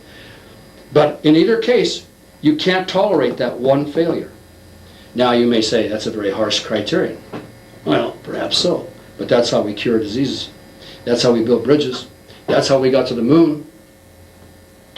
And that is not how we got into the current political mess we're in today. And people need to wake up and see this. And nowhere is this taught anywhere in the colleges. Nowhere is this taught in the universities. It's not taught in the magazines. You can't go to any bookstore. You can't get it anywhere. You get it through what I would call the underground press. You've got to go where men chase the holy grail of knowledge and travel light. They will sacrifice everything for it. I remember when I was a young boy and I read the great Beatitudes. Blessed are those who hunger and thirst for righteousness' sake, for they shall be filled. Ask and ye shall receive. And I truly do believe that. I believe that is true. I think we can program our subconscious minds to deliver all manner of divine results for us. I remember a few years ago, how many was it, boys? It was 3 years ago. What did you say? Mm-hmm. And it sounds almost naive and childish, but I'll tell you what it is. I said, I discovered God today. All my life I've been searching after God, and I think I have found it.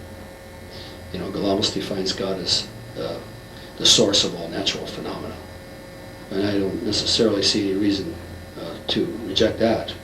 But from the standpoint of the volitional God that we've all traditionally been exposed to, I finally found God. And here was I had a dream. I dreamed that I was dreaming about Stone Age creatures that were living in southern France or Spain, in the cave where they did all the cave writings. And I was impressed by those writings, those beautiful paintings of those horses.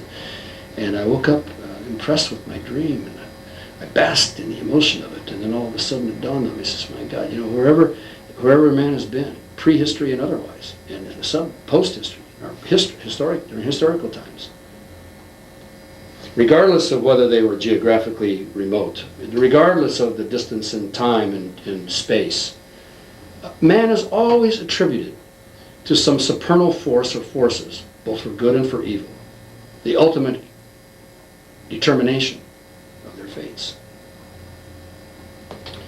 That's interesting. It's like Newton said, you know, people said, well, how can you have action at a distance? Where is the string or the cable that holds the moon to the earth and the earth to the sun? It's inconceivable that there could be such a thing as an action at a distance without some medium. Well, ultimately, the field theories cleared that up. So what is the field that connects us up with all these various races so that we all believe in gods or goddesses, and so on? there has to be some unifying field there. And I says, what the hell is it? I think I got it. All the gods and goddesses and all of the externalities, all the great supernal powers external to man, are but the poetic expressions of his, till then, undiscovered subconscious mind. That vast tool that records every datum, every second of your existence, which remembers everything. So it's like omniscient, huh? Can you tap into it? Well, under hypnosis you can, I know that. Boy, I mean down to the smallest detail. The polka dot dress your mother was wearing when you were 5 years old, cooking breakfast that morning. You can remember it all. And they've corroborated this sort of thing. So you have this vast Library of Congress you're walking around with. It has every conversation, every book, every movie, every experience, everything you've ever been exposed to in your whole life. It's all there. So you're like omniscient in a sense. How about omnipresent? Well, you've just, as Edwin Gibbon said in Decline and Fall of the Roman Empire, Volume 1, he said that the distinction between the savage and the man of culture is the man of culture reflects and reads. And by so doing, he multiplies his experience by traveling to distant countries and remote ages. All right, so yeah, I travel to distant ages and remote countries. What the hell? I have an indefinable rapport with the ancient Greeks now. I can't give you exact details of the battles of the Thucydides Peloponnesian War, but I read it. It's there. It's better there for me to use. So I'm sort of omnipresent. These are all divine characteristics, by the way. Here's the integration I made. And then I said, okay, there's one other thing. Let's see. There's omniscience. All-knowing, all-power, omnipotent. And in a sense, I can be all-powerful if I will but access this fantastic force, this servo mechanism within me. My God. And then a passage from the Bible came to me. And I rehearsed it from heart, which is a poetic expression of exactly this very same thing, which is, yea, though I walk through the valley of the shadow of death, I'll fear no evil, for thou art with me. Thy rod and thy staff, they do comfort me. Thou preparest a table for me before mine enemies. Thou anointest my head with oil. My cup runneth over. Surely goodness and mercy will follow me all the days of my life, and I shall dwell in the house of the Lord forever. Take out the Lord, take out the mysticism, and you got what you got here. You can do incredible things. I was trying to figure out in a biography that I was writing, why doesn't it live? I have all the background material, I've done all my research, they're beautifully crafted sentences, I'm eloquent as hell, and yet it doesn't live. What is missing? And I couldn't get the answer. And I was filled with despair and frustration. I says, maybe I'm one of those guys that's destined never to be articulate or eloquent. Can't pull it off. I can't infect somebody with the emotion that I've got, which is the definition of art that Tolstoy gave us. I can't infect myself with it. And then I remembered, oh! And I prayed. The Bible says pray unceasingly. So I went within and I said, dear holy subconscious mind of mine, go God, be power within me. Give me my answer. I'm through intellectualizing this crap.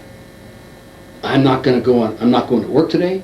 I'm going to put my shoes on. I'm going to grab my surfboard and paddle out, and I'm just going to be a beach bum until you give me the answer, and I know you'll give it to me. Hell, I did. I canceled appointments. I went around barefoot. I was a bum. Didn't take a shower. I just completely let go. I just totally relaxed. And then one day I was wandering around barefoot. My wife was shopping. I was down in the downstairs den. And I walked by and I saw one of my library shelves. And then I just was unconscious. Totally relaxed, at peace with the world, and totally trusting. But I wasn't thinking about the God that He was working down in here. So I found a book. I don't think I've got it here. I don't. It's at home. It was a brown book and the title had worn off of it. And I just look at it. And I pulled it out and I was thumbing through it. And it was Henri Troyat's biography of Tolstoy's life, one of the great biographies I've read. I was thumbing through it and just not thinking or anything, and I came to a page, I think it was page 218, somewhere along in there, about a little bit this side of the middle of the book. And I turned and I looked on this page, and in blue ink, written in 1971, August 18th, 1971, I wrote in the margin, my God, this is unbelievable, you know. And I looked, and it was a passage. Tolstoy had the same problem. He was writing War and Peace. And he wrote to the only critic in Russia that he liked, he could trust, because he was always criticizing him. So he could trust him, and they were very good friends. And here's how it went. The critic wrote back to him and says, Tolstoy had written to him and said, tell me what you think. I want to burn the book. It's no good. I'm at wit's end. I'm at a loss. And the critic writes back and says, well, it's beautifully written. You have done magnificent historical research. The background is impeccable. The only problem is, Lev, your characters have no movement. And Tolstoy writes back and says, my God, yeah, that's it. And that's all I read. But I thought that was tremendous in 1971. And I read that and I said, well, that's very interesting. You know, it didn't dawn on me. I had gotten my answer. So I put the book back and I started reflecting on it. Went around through the kitchen, went out the hallway, went up the stairs to my den. And I was about halfway up on the landing of my house there. And I did a little jig. Oh my God! Oh my God! And tears came to my eyes. I says, you knew where that was. It took you 2.5 days maybe, or maybe I wasn't paying attention to you, to find that page where the answer was there for me. And you can't talk, my dear right brain, but you knew what to do to position me and get me where I could find the answer. And you knew exactly what page it was. And I don't know, subconsciously, I was being driven. It was like a guardian angel, but it's within, not without. Then I turned to the page, I read it, and I got my answer. So I went up to my book. This is unbelievable. I went to the passage, and I says, well, hell, movement, huh? Movement, huh? Let's see. I'll have him wipe his ass. Oh, no. I'll make him move. Get up out of a chair. It didn't matter. Just get him to move.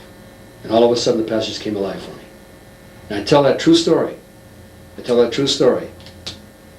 illustrate that there's all kinds of unbelievable potential for us if we will but trust to this incredible servo mechanism within us that remembers everything. And it's like, ask and ye shall receive. All these scriptural passages are there to instruct us on how to access these divine powers which will make us walk through the valley of the shadow of death with no necessity to be stressed out or to experience fear over the slings and arrows we all get in the valley of death, which is life. And we welcome it. Like David, who could walk up before Goliath and dispatch him. Boy, talk about control of the subconscious there. He knew he was going to do it. Or Babe Ruth, to draw eclectically from so many different sources. No knowledge is wasted. Babe Ruth, as a young boy, a teenager, was dared to throw a baseball through an open hole in a Catholic church window. There had been a hole in it. And he bet all the kids on the playground he could do it. Cocky Babe Ruth, the great Bambino. Picks the ball up, unconscious. That's the key. Throws the ball right through the damn thing. If he'd thought about it for a split second, he would have missed, boy. And all the great athletes, great actors, great people are basically always reducing what they have to deliberate over to habit. The old Spanish proverb says, habits are at first cobwebs, then cables. God, I love that one. And if you can reduce what you have to think about instead of reinventing the damn thing all over and over and over again, you just reduce it to habit by living it. Ultimately, you get this big flywheel effect in you. My God, it's like momentum. And when you're not motivated, either by your goals or by your dissatisfaction with the status quo, you'll still be on the right and true path because you're unipurpose dedicated. It's a beautiful thing. And this kind of stuff I'm sharing with you here very discursively has got pearls galore. And young kids, if they listen to this, they can pull some of this stuff out of here, even anybody. They're going to be able to enhance their life, because I've always said about myself that I am the way, the truth, and the life. That no one cometh to the Father, or in this case freedom, but by me. It's an attitude that I encourage everybody to believe in. and to go by because they've got the same power. It's a beautiful thing. And that's why I think we were brought together, because we're both the same kind of guys.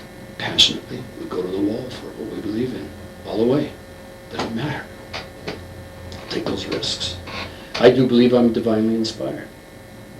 Not in any mystical sense, not in any sense that can't be corroborated and substantiated for the use of the scientific, because to me, if somebody were to ask me, for example, and I've been asked, do you believe in the Holocaust?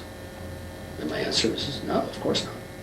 And the answer, they say, oh, you don't believe in that? I says, no, because I only believe in that which can be substantiated by the scientific method. It has to be observably corroborable. The arguments of it have to follow logically, and then the output conclusions have to be corroborated. And I say the same thing about politics, say the same thing about anything. I don't believe in the Trinity. I don't believe I don't believe in the Nicene Creed. Why? Because it's not corroborable. It's simple as that. Do I believe in immortality? No. If you mean in the physical sense, no. There's no reason to. I have no evidence for it. But I don't disbelieve that I could live forever. I don't throw that out because I can't corroborate the non-existence of something. So I'm open.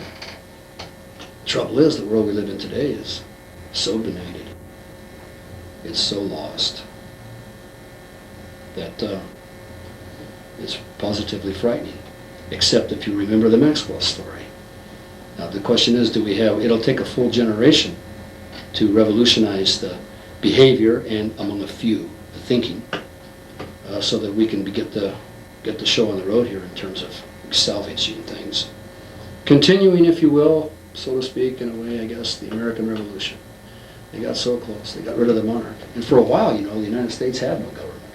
Boy, were they prospering. Oh, boy. Boy, were they prospering. I mean, John Hancock's father, I forget his first name, but he was called the Prince of Smugglers. And smuggling is no crime. By the way, definition of crime, successful coercion. That's an absolute. Legal crime, not the same thing. It's relative. It's the concept of crime. If you find coercion as the attempted intentional interference of property, and property as an individual's life and all the non-procreative derivatives thereof, then you can come back to crime and say, well, crime then would be an attempt with intent to interfere with somebody else's property that has succeeded. And if it has succeeded, that's a crime. Therefore, the entire political structure today is criminal. By definition, it follows. And so is just about everything we experience. I tell people today, I says, listen, everything you've ever learned in your whole life is wrong. You need to start over again. Somebody says, well, what about physics? Isn't that an educational subject? Doesn't it fit your definition? Yeah. But if you don't teach the history and the philosophy of physics, what will happen to you? You'll know equations. You'll know the content of the subject. But you'll be as blind as a bat with respect to what other philosophy that made that possible, and certainly that you won't have any sense of patriotism for your great benefactors that made it possible. And as a result of that, you will wind up a busy little bee working for the common doom of mankind. You will be a flunky of the state, or of some goddamn university, or some charitable organization, and you won't be locked into proprietary ventures. And the reason you won't be locked into proprietary ventures is the damn guys that run the proprietary ventures don't believe in primary property. They don't pay royalties. They don't pay for the use of this stuff. So, at the proverbial cocktail party or at the banqueting dinner on a cruise ship, I inevitably get asked the question, what do you do for a living? And I have many answers. One of them is, I said, I'm a professor. They say, oh, professor, what university do you teach at? And I says, oh, well, concepts are mutually exclusive. I profess many things. And I've been known to charge for it. I make a lot of money. Or I'll say, I'm a government agent. Oh, CIA, and they'll say, oh no, the CIA is an arm of, a coercive arm of the state. Don't you know the difference between government and state? State is a monopoly on coercion with legal sanction. And a government is a proprietary service whose object is to protect private property, it's voluntarily offered to a voluntary subscribing patronage. You know, semantics is powerful stuff, boy. I remember one time some guy said to me, he says, he used the word power in a derogatory sense. And I said, well, is that the extent of your understanding of the definition of power? Yeah. And I said, well, how about this for a definition? Power is control over actions. Now that can be coercive or immoral, or it can be non-coercive, moral. Let me ask you a question.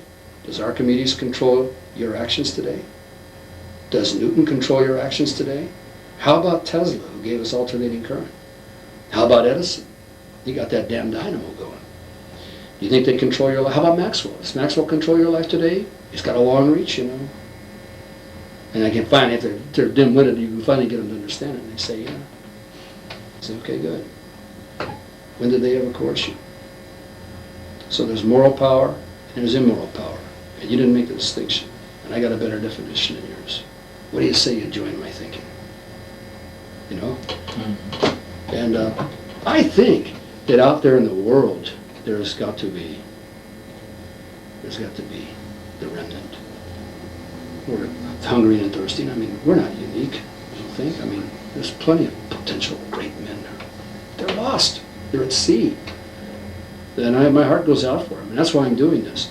But this will never reach the masses. This is for the progeny that must come first. Before then, you can get the prototype products that emerge from those who can understand the theoretical teachings in here and the technologies that are in here. In that order. And always remember the story of, I just picked Galambos' story about the television set, you know. It's kind of, he likes to tell the stories. This television guy comes to your door and wants to sell you a television set. And he says, all right, now this is called a television set, and before you can buy this, I'm going to have to put you through a 16-year course on electromagnetic wave propagation theory. And they'll say, get lost, Mac. No, he doesn't do that. He says, would you like to watch the Academy Awards in your living room? Be at bat with a home run slugger? Would you like to watch a movie? And can you count? Oh, you can count. Good. Okay, well, see, this is called a TV guide here, and you can correlate with these numbers of channels here with the numbers on your TV set, and you can shows you the time here, and then you can program your TV viewing for the week. And look at this. Oh, look at this beautiful, shiny mahogany. Look at this nice screen, and all these pretty doodads and bulbs and stuff, dials. And the wife says, oh, honey, how much does it cost? He says, it costs you so much, we put it on time payments for you. Man, that sounds so. Same thing with cars. They don't teach you thermodynamics to understand the internal combustion heat engine that drives the damn thing, or the vulcanization of rubber that makes those tires roll. No, they sell the sizzle. They sell the images, which I was doing for many years. But this is different. This is way up the hot end here. But this is where all great revolutions take place. Remember, Lenin, what he did. He wanted guys on furlough from death. He wanted just a few, and with a few, boy, you can move mountains. And that's the whole moral of the story here. As far as selling my stuff, I got to bring it down to a different level than this. This will never sell to the masses. So that probably gives you a pretty good overview of what we're talking about. I could go on for hours and hours and hours. I mean, Jesus Christ, I could talk for weeks. We got the essence, I think. Have you got some pictures of the professor that I could film that we could intersperse someplace? Any photos? No, I don't. He was very not remiss. He was opposed to that. He was not a vain man. He was afraid that photographs, he just wasn't big on the idea. There are some, but in deference to the man, it probably is better, at least for now, that we don't embarrass him. Okay. And that's not to say we can't in time. You're his executor. You make the decision. And again, what I've shared with you is not to be promiscuous before he can be heard. Until you decide. And here's the deal. once these books are out, everything I've said, everything is free for the disclosure. Until when we'll be done, we're zeroing in on that, we'll be done probably, I say, count it, sometime around March, I think. We may have some cleanup work to do, but I'll be in touch with you, you can in touch with me. Oh, yeah. And then edit this and pick out the stuff that you know, there's a lot of stuff that was discursive and all over the place, but there'll be stuff that can be used. Very interesting. Yeah, and I don't know how we can organize it, maybe I can help you on that. I'm glad we had this time, yeah, very good. Yeah, By the way, Dr. Walter Penfield in Montreal, yes, great neurosurgeon, expert in the brain. He totally, of course, corroborates what you're saying about the subconscious. really. Oh yeah, we used to open up the brains of subjects, you know, with Oh, yeah. operations, attach, While they were alive? very live, attach electrodes directly. They came up speaking languages that they never knew they could speak. See, it's there. Yeah, ancient languages. Really? They tape recorded those things in the 60s. He's dead now, but that was his work. And I mean, the great one, I'll call him, totally subscribed to this idea of going within Mm-hmm. and plugging into the universal consciousness. Yes. Oh yeah. Yeah, see, I think that anybody that thinks Before it's he went gifted, they come to the same conclusions. Before he went to war against the Soviet Union, he spent 8 days on a fast up in his eagle's nest. Lost 10 pounds. Mm-hmm. Meditating. Made us what? Meditating. Yeah, yeah. Should Like he- Jesus should in the he- wilderness. How would he, you know, all that. And then I believe what happened is that Morel, his doctor, was an Allied agent.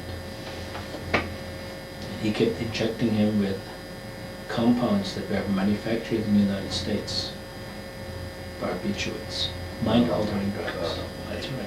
And Morel bragged in 1945 to a British intelligence officer that he decided, for instance, the Battle of Kursk, the greatest tank battle of the Second World War, Yeah.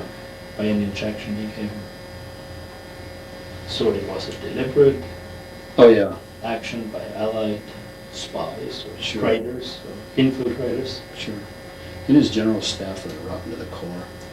Have you read David Irving's biography of Goebbels? How do you say Goebbels? Did I say it? Goebbels. Am I fairly close? But Yeah. you see, so this is, I think that this is eternal truth. We can tap in, and one of the reasons why I never, ever went for drugs of any kind Right. was that I wanted to, quite early in my life I realized, you know, because my dad was an alcoholic, and so I saw addiction. Ravages and of so, that, yeah. you know, the ravages of addiction, and so I